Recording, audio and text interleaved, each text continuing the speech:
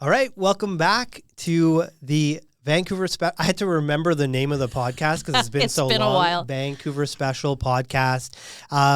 Yeah, we haven't been on for a while. It's been a little bit of a time. break in between, but Yeah. So life got busy. We'll address it really quickly if you want to start. But welcome back to, I guess, officially season 2 of the Vancouver Special Podcast. That's right. That's why we took the break. Yeah. We needed to regroup, but no, like on a serious note, life got busy for us, I think. Yeah. I think for myself, I was feeling a lot of like content exhaustion. I was doing, the daily Instagram, the TikTok, the weekly YouTube. I got contracted by a company to do content for them.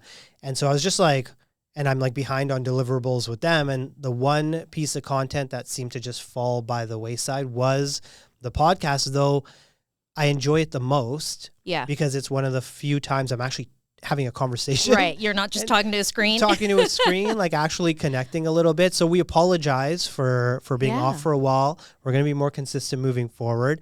How have you been? But yeah, I mean, like now I'm good. The start of the year was a little crazy. End of the year ended with a loss in the family. So that was a lot. And then right after that, I had realized that all of last year kind of just took its toll on me. And my therapist was like, I think you're burnt out. And so I took that seriously. Yep. And it took whole month off, which is like insane as an entrepreneur, right? But very lucky with a very supportive team. And they were like, do what you need to do, Michelle. We got you. So I was so happy you took that month off. When you told me about it, I'm like, oh, go. Like, I know. Get out. We were trying to like schedule something to record, but I was like, I just can't, like I need to be selfish, even though, and I say selfish because I'm now learning that self-care is not selfish. Yeah, so. And it wasn't a you thing, so we're going back and forth. Every time like she was ready, I'm like, I got this happening in my personal stuff, whatever it was. And so finally we're back, season 2. Yes. So excited. There's so much to talk about. Yeah. So many things that have happened. Let's start with the market. Like, how's the market right now? Weird. Like no other word for it. It's weird. Yeah, questionable, iffy. Unpredictable. Yeah. I mean, I feel like that's pretty standard for real estate, but right now even more so than ever, just because naturally there's already so many moving parts that you don't control, especially us as agents, but now even more so because other agents, your clients, like buyers and sellers, sellers' expectations, buyers' expectations, the economy. Yeah. Yeah. A certain political president. news. Yeah. Like south, how that is affecting everything and everybody's abilities to make confident decisions is like insane. But I totally understand.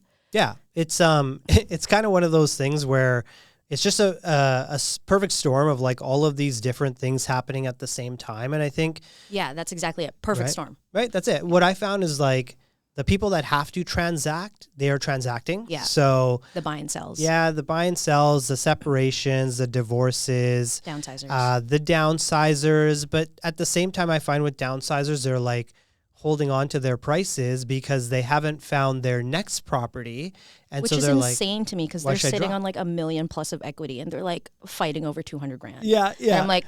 Not even sometimes. I thought you were going to say like 20 grand. I'm like, no, like, some people are holding on tight, but I think it's also like, if you don't know where you're going. Yes. Why would you drop? I mean, exactly. I literally had this conversation with my parents like 2 days ago where I was like, you guys need to sit down and then sure, I'll be involved with like how you guys see your retirement. Cause like, I feel like once you get to that age, when you're approaching that retirement age, you just know that you have all this money that you're sitting on, but then I'm like, I want you guys to imagine what the next phase of your life is going to be, like what your lifestyle is going to be. Trying like. to get a deal out of your parents. Well, yeah, they're my most difficult clients. But yeah, something like that where I do understand it's hard to visualize what it's like when you've lived your life a certain way for like 40, 50 years. Yeah. So I get it. There's a lot of hesitation there. Right. And then obviously the emotional side of it, like all the memories in the home. But yeah, I find like clients on both sides, it's like if they don't know where they're going next, then they're just not motivated to touch their price. Totally. And then also they're thinking, well, if the seller's not adjusting their price, I can't afford to adjust my price 100%. because I'm going to sell and then I can't buy what's Domino available effect. For me. Yeah. So it's just like a gridlock and it's kind of funny to watch, I guess. I mean, it's funny to be in the middle of it. Yeah. Like as an agent. Because I feel like you can tell your clients one thing when you meet and when you sign contracts, and then 3 days later, it's like completely different just because of 3 new listings that came on, like either way high or way low. Yeah. Yeah. And that's why I think like you probably do the same thing, but it's like revising your listing price, like right to the day of. I don't know if you've been paying attention to the news, but there's a lot of talk right now about real estate agents turning down listings. And in some cases, real estate agents charging back marketing fees if the seller cancels before that listing agreement expires. Now, to give you a bit of an idea, if you're watching, you're not a realtor, a lot of us who spend good money on marketing, like you're in for $2,000 or $3,000 on day one of a listing. Before you've even like done one paid ad, you're in for $2,000 or $3,000. And the costs just keep going up. And they keep going up. So I was doing the math. I'm like, okay, well, you have 5 listings, you take them and they are overpriced as an example, but you're feeling positive, optimistic. You're like, I can do it. You want a challenge. You take 5 of them, you put $3,000 into each of them, $15,000 outlay. You sell one of them. So average commission is probably like $10,000. Sure. You still haven't covered your day one costs. So I don't think it's really a new thing in the market. Like, what's your whole thing when you go to meet a client and they have, let's say they don't have like a crazy, unreasonable expectation for a sale price, right? But they want to list it, say 3 or 4% higher in today's market. How does that like affect your conversation with them? We might not be the right agent for you. Might not be a good fit. But like, to be honest, we've had that clause in our contracts for a while to cover our fees, especially being a fully referral only team. We like to protect our resources. Yeah. There's only so much we can do. We want to maintain that standard of service that our clients are used to. And if we know for a fact that we won't be able to deliver that in the circumstances that we are offered, we will politely decline. Yeah. I've gotten better at that now. I think like when you're a newer agent to turn down listings, it's tough like, out there. I mean, like I get it. People have bills to pay. Like people are hungry. And that's also what's affecting this gridlock in the market right now. There are a lot of agents that are what we call order takers. Where they just go like, yep, without actually properly advising their clients. And so then they're misled with what the landscape actually is. Yeah, get the sign in the yard and then try and chip away or whatever. Yeah. Right? And then I feel like gone are the days where it's like, oh yeah, I've got my sign up like it's good marketing. Like that's not going to do anything for you anymore. Yeah, like you need a sold sticker on that sign. Yeah, like, exactly. You need a sold on it. I always found myself like being the CMA guy a lot. Yeah. So like for the last few years, people reach out to me. Well, you're all on the stats, so. But what they'll do is like, they'll reach out to me and then I'm a very realistic person, right? It's the Taurus in me. And so I'll come out. Yeah. We just had birthdays, right? Yeah. Happy birthday. Yeah. Belated. But they'll come to me for like a CMA and I'm like, yeah, okay, perfect. And I'll give them a realistic number. It's not a number that the seller wants to hear.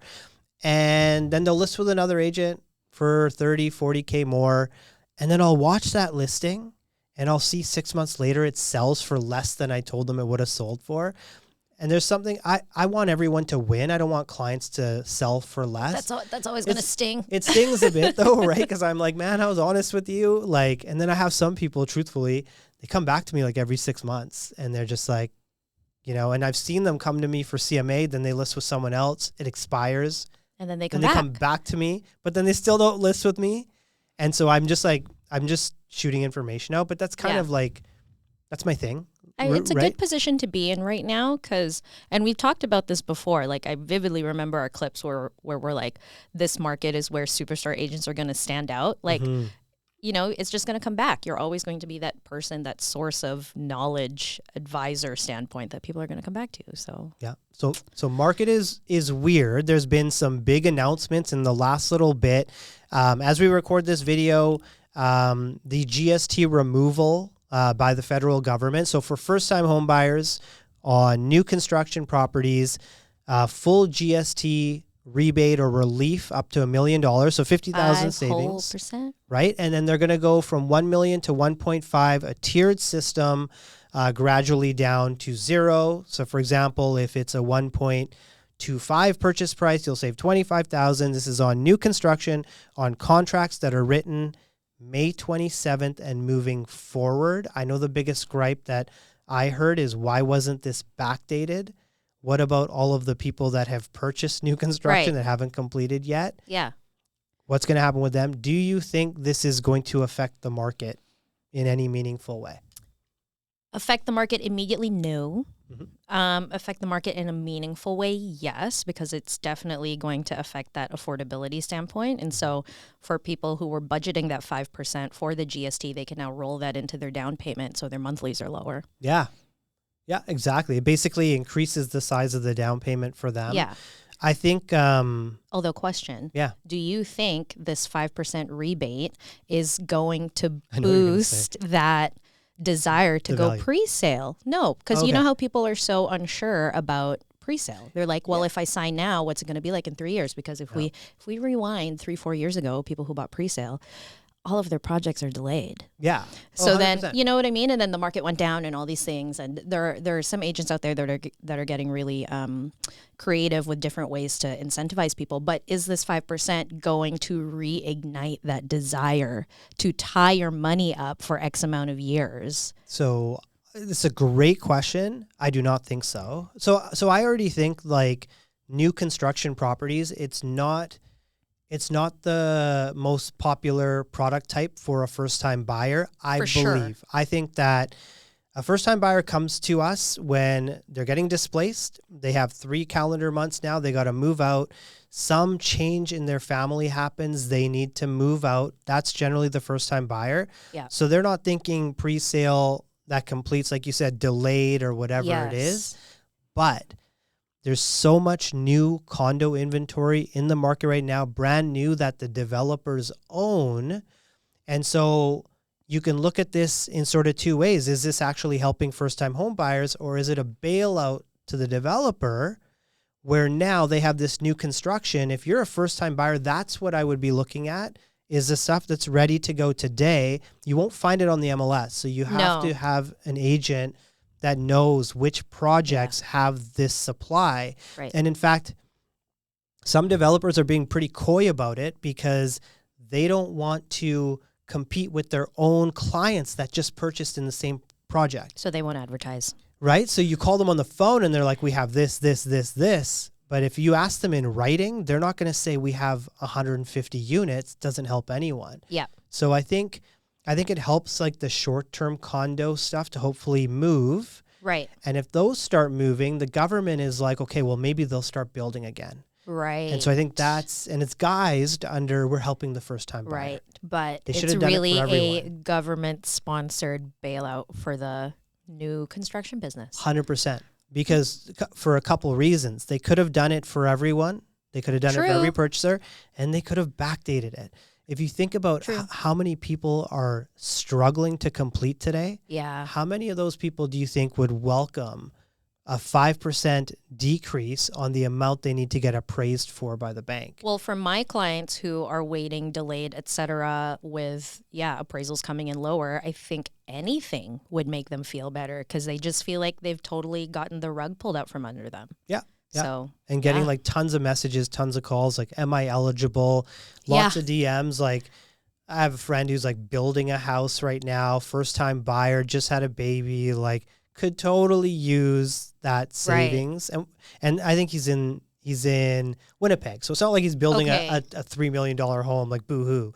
Like, you know what I mean? I mean, they need the same thing. Still, but you know, this is like a first-time buyer type of product. So there's a lot of people that I think could have been helped by it. For sure. But it's ultimately long-term, it does help because if builders keep building, it increases the supply. So overall, I think it's a good thing. But so one of the things we were going to talk about this week was kind of the death of the presale, like how challenging it is for developers to sell. And, you know, this probably makes it, you know, a little bit easier. Yeah. I mean, also the other thing too, just on the flip side of the whole GST thing with like trying to resurface it for first time home buyers is I am reminding them also of the property transfer tax rebate up to, what is it, 1.1? 1.1, yeah. Yeah, if it's your principal residence. Yeah, so like combined no GST plus PTT it's exemption. Like $70K like, at $1 million huge. bucks. It's like almost $70K. Yeah. And I think it's like helpful for, like higher end condos for sure, but then also like townhomes in the valley. They've come down so much out there. Like you can get like a 3 or a 4 bedroom townhome brand new in South Surrey for like 900-ish. Yeah, they were like 1.1 2 years ago. Yeah. So I mean, it's good value. Prices have already come down. The savings are substantial, and I really hope more people actually take advantage of it. And it's not very often. I can't remember who I was chatting with, but it's not very often in Vancouver where you have this type of a lull in the market where there's like so much selection. Right. You're not like competing against other people.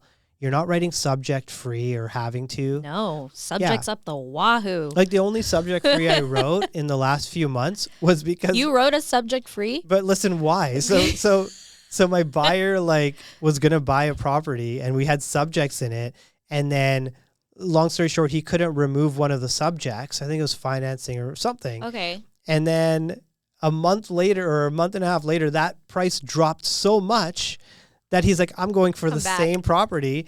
The sellers were pissed though. Yeah. Because they're wait a sec, we recognize your name. And so he got it way cheaper. But he was able to get it way cheaper because we already did the due diligence. Right. Okay. So that's like perfect opportunity. Like, here, Mr. Seller. And I'm not promoting doing this because obviously that property could have left. But you guys did your due diligence. Yeah, we were good. And I'm not promoting like writing an offer on a property and then walking away and then seeing it's cheaper later and going for the same one. Hey. Stuff happens. A deal's happens. A deal. We facilitate. Yeah. We're just facilitators. I'm not the listing agent. Sometimes the listing agents will give you it's an uncomfortable scenario, and we probably deal with a lot of uncomfortable scenarios. Can you actually recall like your latest uncomfortable real estate scenario with like another agent? I wouldn't really say it was uncomfortable for me. I would think it's uncomfortable for them. Yeah. But okay, story time. So perfect. Taking my clients out for a tour. We're looking at some townhomes out here in the valley, like Langley, Cloverdale, Surrey. And I have a confirmed appointment. Okay, confirmed on TouchBase, confirmed the day before with the listing agent again. And originally their open house was scheduled for 2:30 to 4:30, and I had requested 4:15. And listing agent's like, "Yep, Michelle, no problem. Like confirmed, we'll see you there. Just so you know, we are closing up at 4:30." I was like, "Yeah, no problem. We'll be there on time." We get there early. It's like 4:05. Yeah. And I'm like trying to find the unit. I'm like, "Oh, okay, that garage door is open. Is probably that one because like there's no sign out front."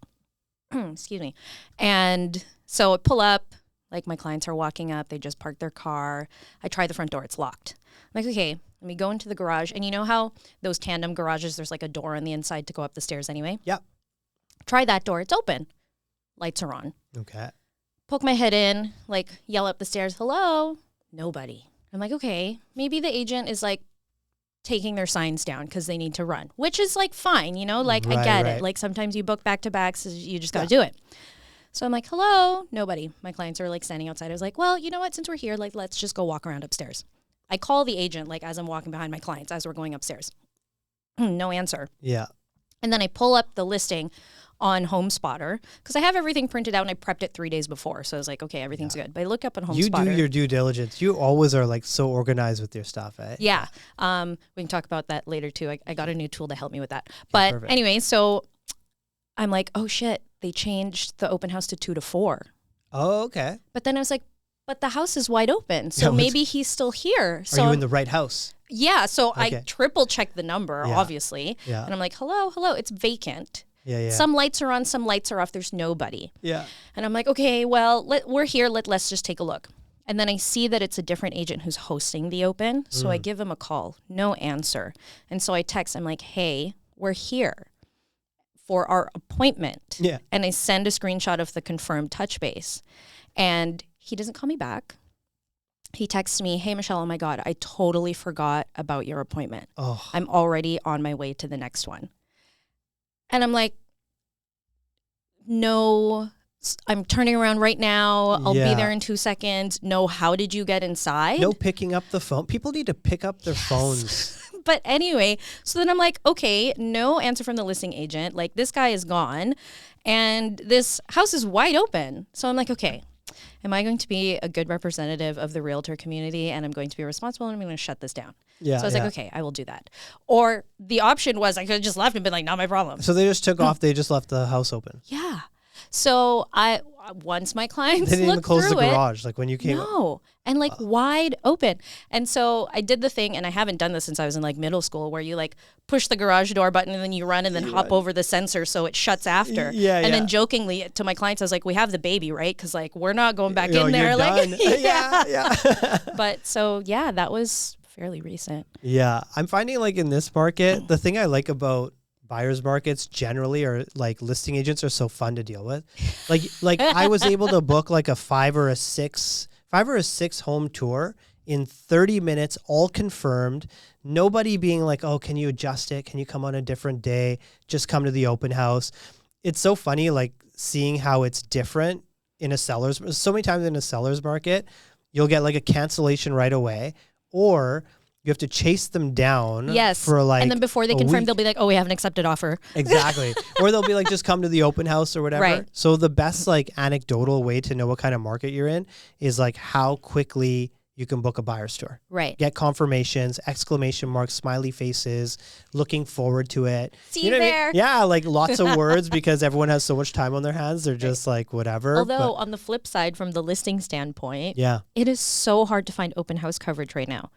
yeah, Now, I know the Valley is different from Greater Vancouver as far as like culture of showing, like Lockbox City, where it's a little different. And so we're used to always being present for every showing. And so as much as I would love to be in 10 places at once, I just can't. Yeah. So that's also becoming part of the conversation, setting expectations with the seller of like, hey, we're not going to do as many open houses. We'll do 2 weekends. Yeah. And then after that, it's just going to be by appointment. Yeah. It's not like before where it's like, oh yeah, whatever, like we're open, it's free, like we'll host an open like 11 to 1 and then 2 to 4, like, you know, that kind of thing. Totally. And very often you can find newer agents basically to help with open houses. Like if you're at the same brokerage, you know, you can often find them, but that's hard. is it hard? Well, I was going to say like it's kind of a weird market where like everyone just, there's a lot of agents that just need to make a deal. So there's not only just a shortage of agents to work open houses, there's a shortage of like real estate signs, like signposts. Did you read about this? Yeah. No. So there was a company in the Valley, like a signpost company. Like the installer company. The installer. Okay. And they're like, if you submit a request to have a signpost removed, we'll give you a discount off of your next signpost.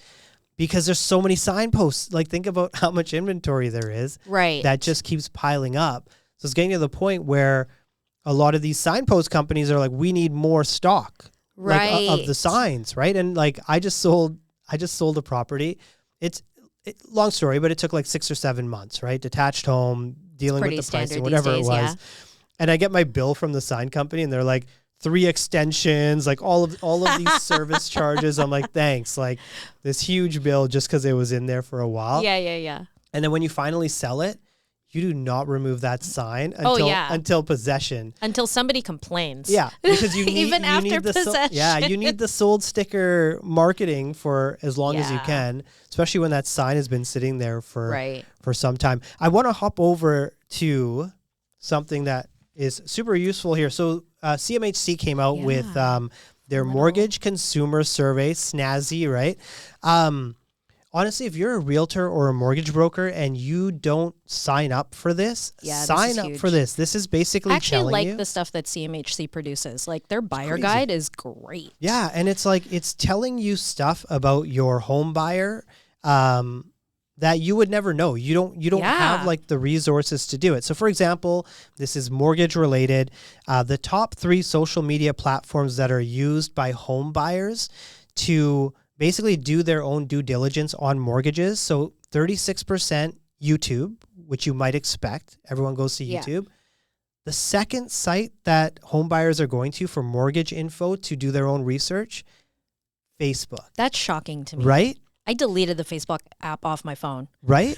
Well, and so I talk to like a lot of mortgage brokers when I meet them. We talk about content. Yeah. Doing podcasts, doing this. And so many of them are like, oh, well, it's different for realtors. People go, because they're like, oh, like people go online to search for homes, but they don't really go online to learn about mortgages. This is not true. And I find that realtors can be pretty saturated on social media. Yeah. But I feel like there's such an opportunity for mortgage brokers, 36% YouTube, 32% Facebook, and then 26% Instagram. Although I think that makes sense because as far as the mortgage piece goes, especially for first-time home buyers, it's a lot of information, it's a lot of learning, it's a lot of education. So like Instagram and TikTok are all the short form things where like people's attention span is like 3 seconds. Yeah. You're not going to get that quality info that you're looking And for. more visually pleasing. Yeah, I guess Facebook makes sense because like, is there a character limit on like a post? I'm sure it's like something outrageous, but like you can really kind of just see more and there's like your whole page. Yeah, you can just go. Yeah, exactly. What else in here? So first-time buyers, 49% purchased because they felt financially ready. 41% purchased because they felt it was a good investment opportunity. Yeah. For me, I think like the distinction here is there's so many like haters in the market right now, like downers, and they're like, why would you ever invest in real estate right now? Market's going to crash. It's going to keep going down. I think people forget. People buy a home to have a stable roof over their head. Yeah. And that's like number one for most buyers. I think for us as realtors, we think investment first because we transact so much that we always think investment. But the thing to keep in mind is buyers are buying because they need a roof over their head. They don't want to get displaced. And there is an intrinsic value, in my opinion, to owning a piece of property that you control whether you have to leave. Right. For me, that changed my life. Yeah. And like you're a Taurus too. You value stability. Yes. Consistency. Predictability. Right? Predictability. And like you get that with a home purchase. For sure. The thing that stands out to me here is that the household income is 60 to 105. Right. For first-time homebuyers, and that's 35% of them. I think the misconception right now is that like you have to be making a combined like $250K in order to be able to transact. Now, of course, this is CMHC, so this is across the whole country, so that's probably a little bit lower than what we would see here in Vancouver. But even across Canada, I feel like that's pretty surprising. Yeah, and I think so. One of the things that jumped out to us too was 63% of first-time buyers are concerned about the possibility of defaulting on a future mortgage payment.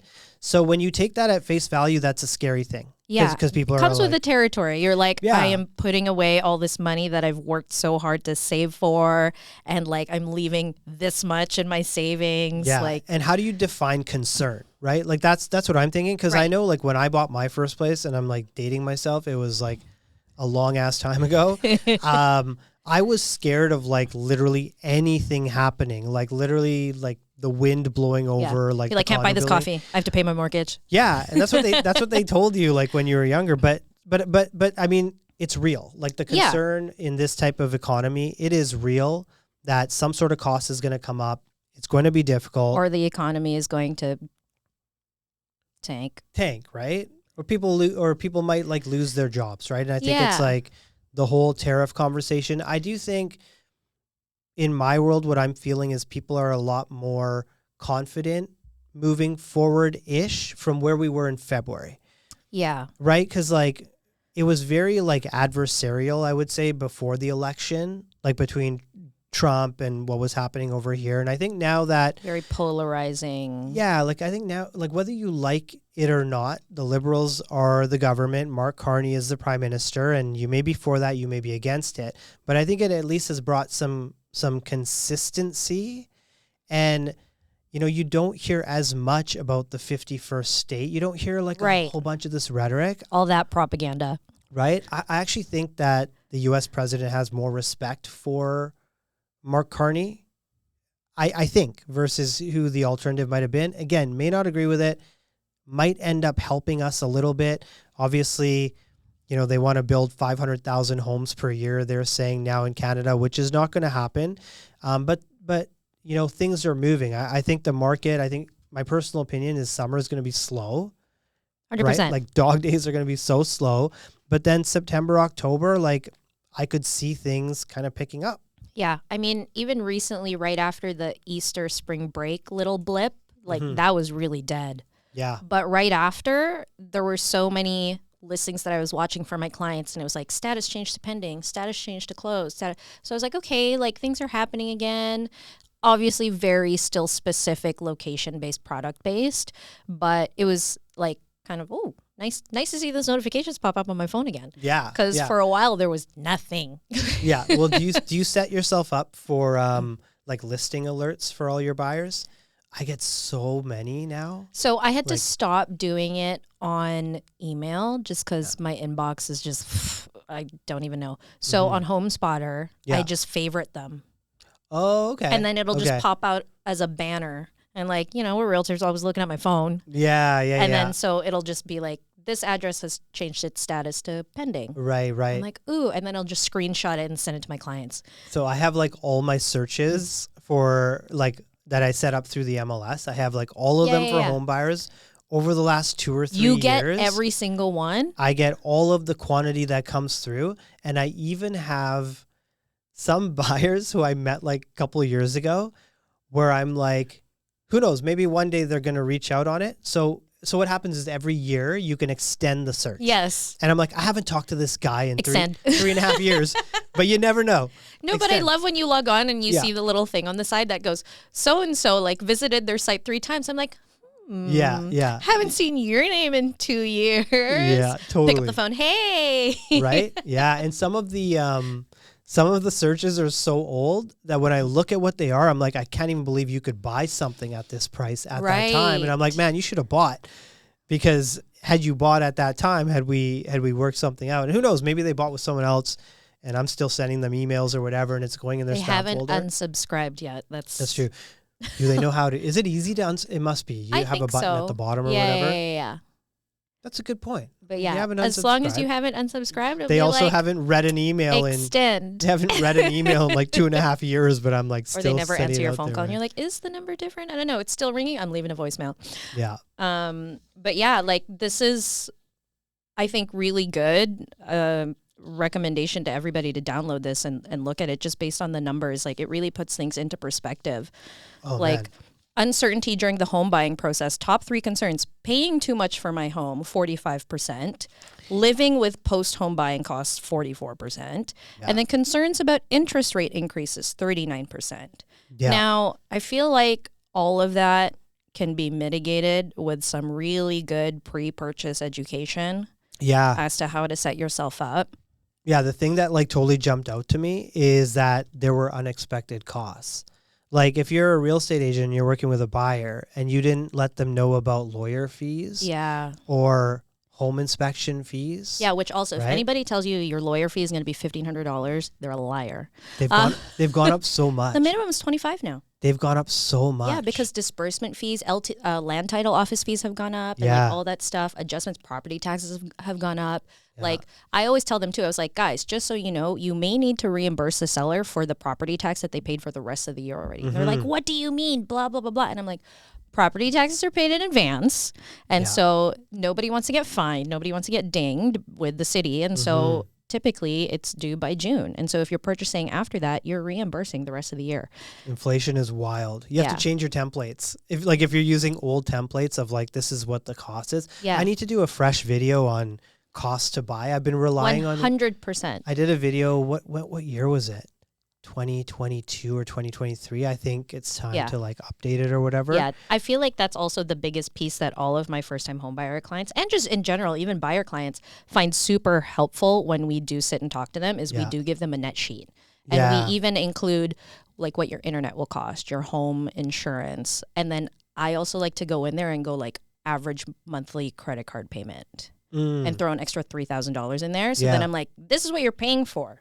Yeah. Like, and then the number's like $9,000 and they're like, holy shit. Yeah. I'm not doing this now. I'm like, well, you could take the credit card payment down, but no, I mean, we don't want you to stop living your life in order to buy a home. So that being said, good segue is how, like, are you feeling that there's a generational shift in the value of a home? Like, especially since we're talking about this, how you were saying as agents, we see the value in it as an investment, but this younger, newer generation, They're not driving. They're Yeah. not buying cars. They're totally comfortable living with their parents. The economy is so unpredictable. Life is expensive. They're not getting paid enough. I feel like there's a generational shift in seeing the importance of home ownership. Yeah. You know what? 100%. So I'm a millennial. Yeah. Barely. Same. But I'm barely, like I'm on the upper border, okay? Like I'm at the top, but I do associate myself with being very millennial. Like when I the reason I bring this up is I've grown up through like multiple generations. So obviously I'm familiar with Generation X. Right. My parents are baby boomers. And then I also deal a lot with the younger generation. So I feel like I have exposure to all the generations. You are on social media.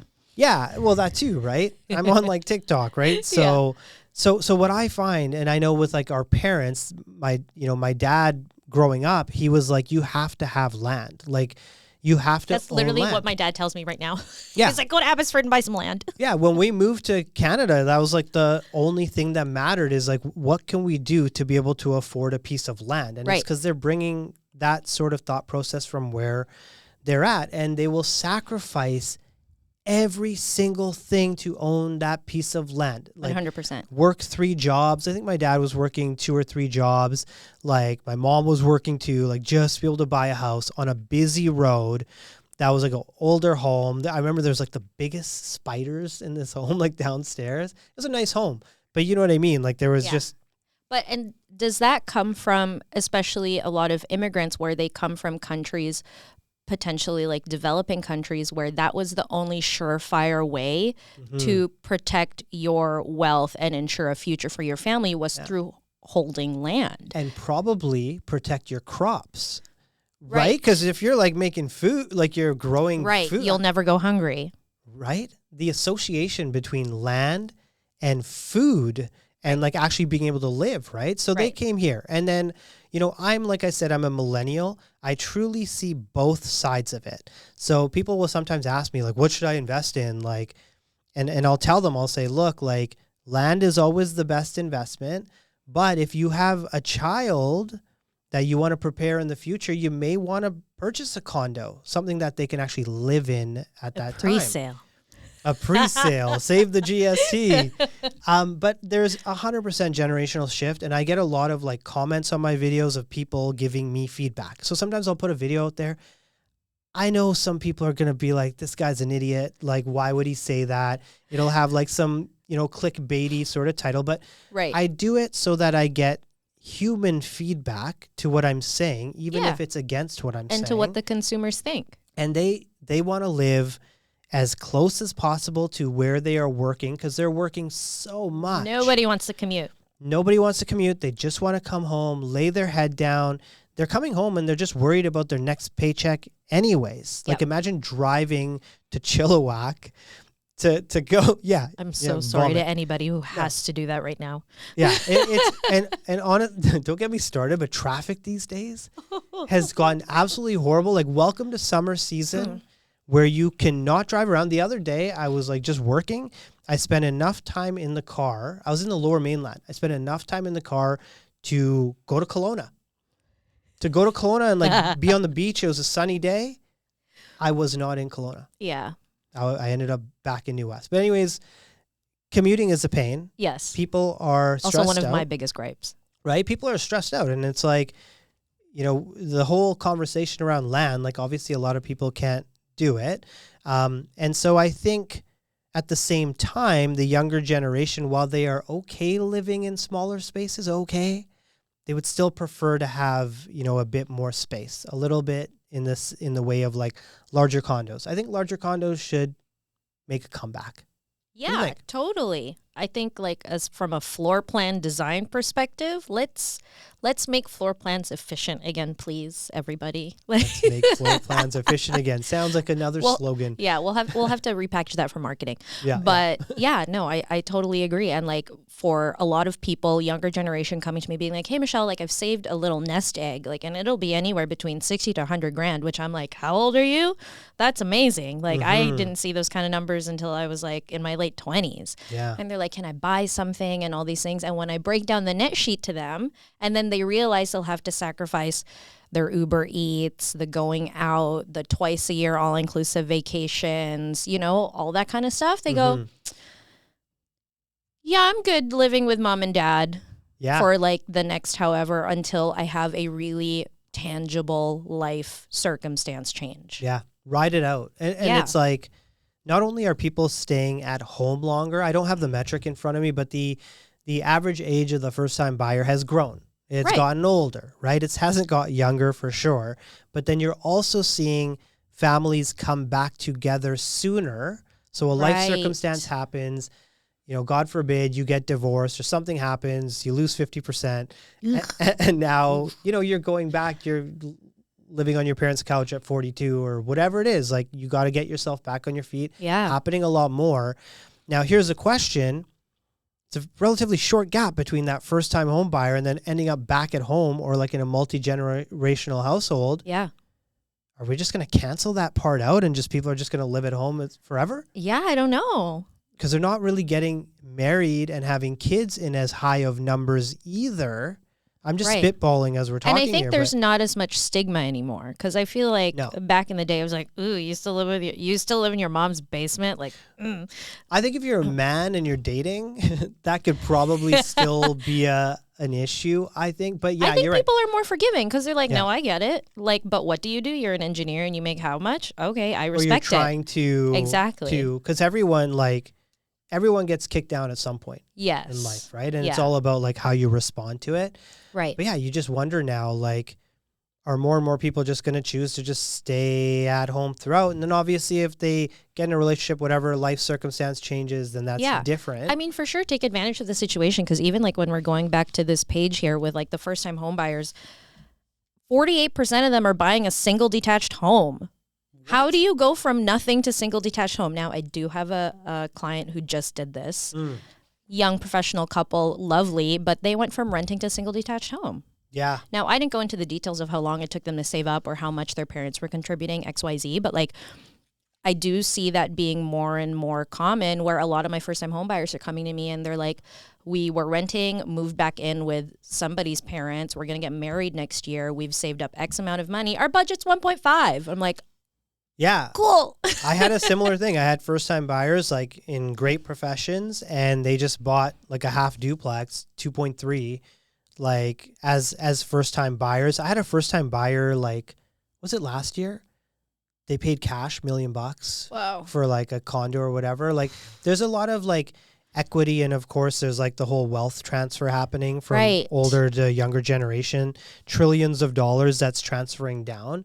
But yeah, the first-time buyer, again, a lot of the haters and the critics are like, well, people can't afford anymore. And while affordability is an issue, I'm not denying that, the size of the down payments have just gotten staggeringly huge. Like I don't get too involved in that side of it. Like, I'll connect with my mortgage broker if just they want to make sure the money's there. If they want to tell me stuff, they want to tell me stuff. They want me to guide them. I'll guide them where I can. But yeah, I don't know too deeply what's happening. I do what I need to do, my fin track and all of that, you know, black and white, make sure I'm following all the policies. But yeah, sometimes my eyes jump out of my head and I'm like, wow, like I'm in the wrong profession.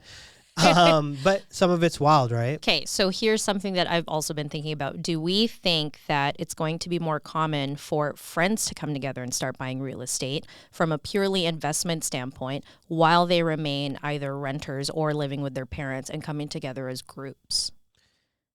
I think 100%. It made me kind of think, so I think 100% for sure. And I feel like we maybe talked about this on the pod. Maybe we didn't. You got to make sure you have a solid agreement in place with your friends 1,000% before doing it. I have had a couple clients come to me where they're getting such low rent right now, what they're paying. They still want to buy a property, but they don't want to move into it. Yeah. And they're just going to ride it out until they unfortunately get kicked out of that property.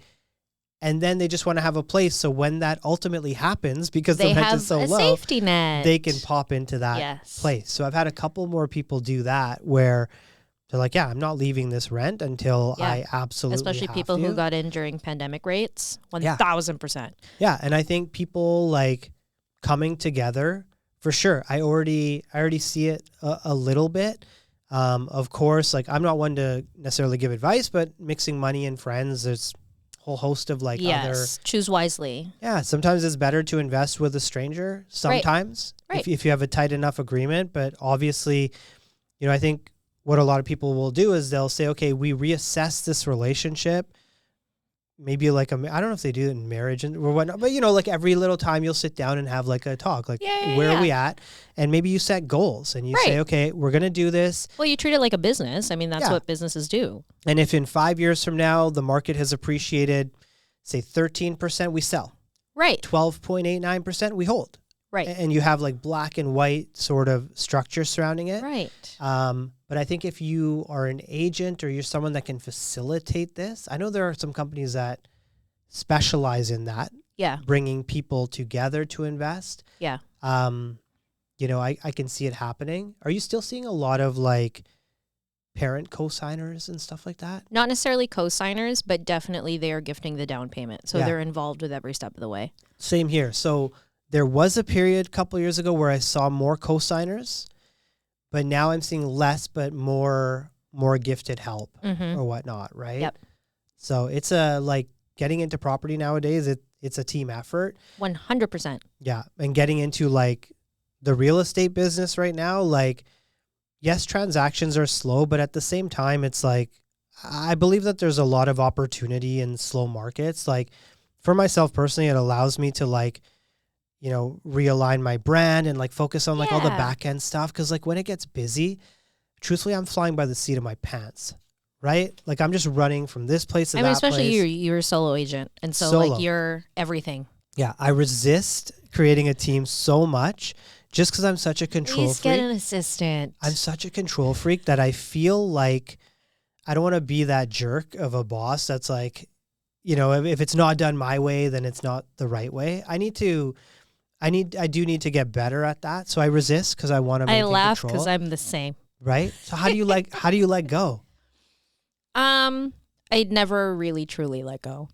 There's always a little finger in the pot there for making sure that everything's the way that I need it to be from a standard point of view. But I do very much see the value in having that like other piece of your brain outside of yourself, so we don't get burnt out. So here's a question for you. On that note, perfect segue. Do you think today AI can take the place of an assistant? Of an assistant? Of an assistant. Think about all of the things AI can do. Yeah.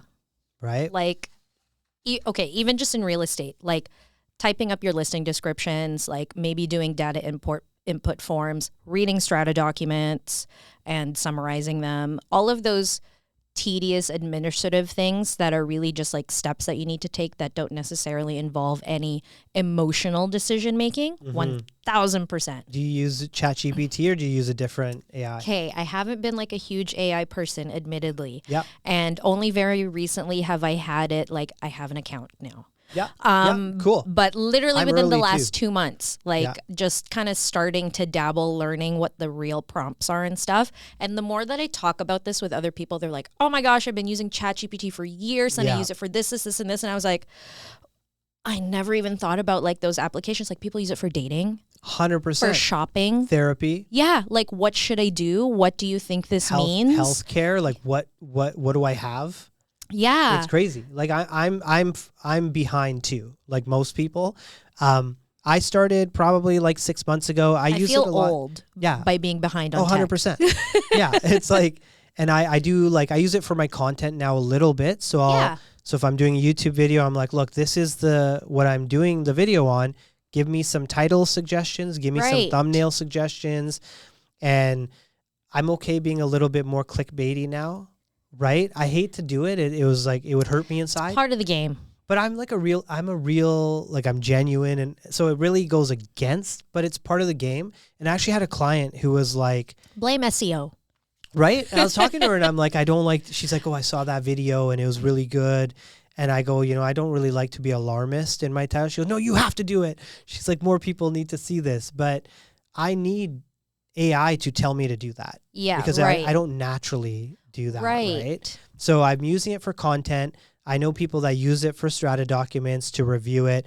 I know some people that use it for literally every single question they have in their life. Yeah. Does this not scare you Like about it's where the world's replaced going? Google. People are like, oh, I don't Google anything. I just ask ChatGPT. Yeah. And I'm like, I never thought of that before. Like, wow, that's crazy. Yeah, I'm so concerned about the loss of human connection and what it's doing to us that we are not even aware of it doing. I mean, already younger generation, it's so hard for them to maintain like conversation. Yeah.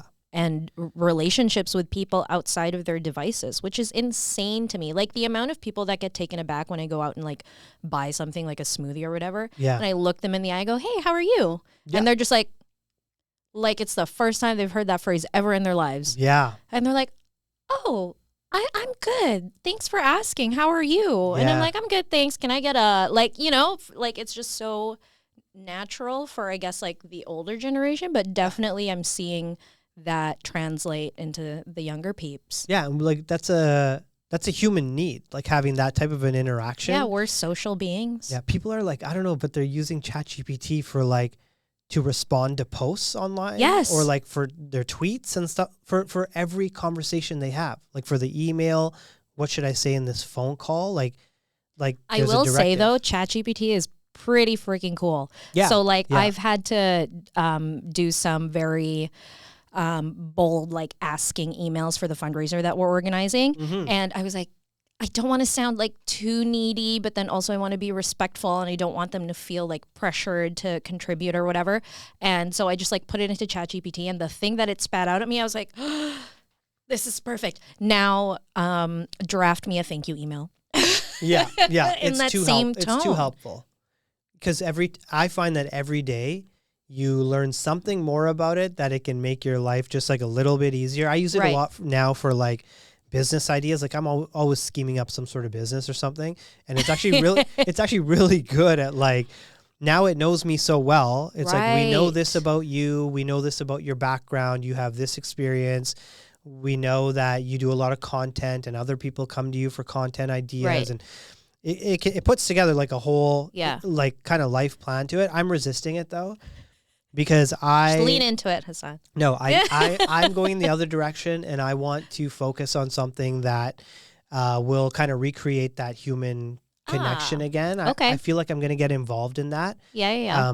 Super quickly, like in the last couple of days, I've had some really like big and deep conversations with people that I'm not close to. I don't really know. Yeah, I saw your post the other day. Yeah, like, and I've had more than just that one. And then I'm like, I'm having these types of conversations with strangers, and I come away feeling so good. And I feel like we need more of this. So like my new initiative that I'm just announcing right now is for the next 30 days, I want to have one conversation a day where I don't talk about real estate. Real estate does not come up. I love that. And especially if it's with a stranger. Okay, that's hard though. If you're watching this, reach out to me if you want to have a 10-minute conversation and not talk about real estate. The reality is everyone wants to talk to me about real estate, and I love it. I love to do it. I even talk to myself about real estate. But I just want to have one conversation a day and I was talking to someone the other day, she goes, I don't care about real estate. Yeah. And I was like, wow, someone wants to talk to me because of who I am, and not because of what I do. Yeah. But I put that own value on myself. Yeah. It's like a trauma that I have where I feel my worth is based on my career and nothing else. And so I'm trying to bust out of that. And I feel like there's more people I think there's more people like 100%. Right? I think everybody secretly wants that. Everybody craves that connection. And like, what is the thing that makes you relate to somebody is when they share. And I think if one person is the one to initiate, most likely the other person's going to reciprocate. Then if they don't, that's on them. That's a good point. But initiation is so important. Yeah, right? I totally agree. Actually, funny, the other day I was out here in Langley and I had time before an appointment, and I just went and sat at the bar at a restaurant all by myself. And like this guy struck up a conversation with me, and he was like, wow, you're so honest. And I was like, why would I lie to you? Like, I have nothing to like hide. Yeah. Also, some of his questions were like super invasive. Like he was like, do you have any kids? And I was like, no. And he was like, you answered that so quickly. And I was like, okay. Like, yeah.